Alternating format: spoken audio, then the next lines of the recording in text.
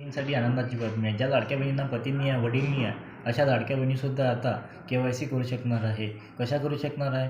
लाडकी बहीण योजना ह्या पोर्टलवर जाऊन तुम्हाला एक नवीन अपडेट दिसणार आहे. पण आता आहे नाही सध्या, काही दिवसानंतर येणार आहे ते. कारण की महिला व बालविकास मंत्री अदिती तटकरे यांनी पत्रकार परिषदेमध्ये असे सांगितले आहे की ज्या लाडकी बहिणींना वडील व पती नाही आहे, त्यासुद्धा आता लाडकी बहीण योजनेची के-वाय-सी करू शकणार आहे. तर त्यामध्ये तुम्हाला काय डॉक्युमेंट मागणार आहे ते तुम्हाला मी सांगणार आहे. तर ज्या लाडकी बहिणींना पती वडील नाही आहे, त्यांना त्यांचे जे मृत्यूचा दाखला आहे ते त्या पोर्टलवर तुम्हाला अपलोड करावं लागणार आहे. तर पत्रकार परिषदेमध्ये अदिती तटकरे ह्या काय सांगतात त्यासाठी या व्हिडिओला बघा.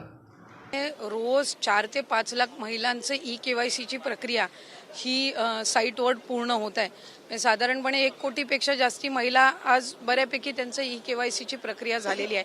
ज्यांच्या पतीचं निधन झालेलं आहे किंवा वडिलांचं निधन झालेलं आहे किंवा डिवोर्स असतील म्हणजे एकल महिला असतील, त्यांच्यासाठी आम्ही वेबसाईटवर एक ऑप्शनच्या संदर्भातलं एक वर्किंग करत आहोत की त्यांच्या पतीचं किंवा वडिलांचं जर निधन झालं असेल तर त्यांचं डेथ सर्टिफिकेट किंवा डिवोर्स झाला असेल तर ते डिवोर्सचे पेपर्स अपलोड करण्याच्या दृष्टिकोनातून हे आम्ही तिथं ऑप्शन्स तयार करत आहोत.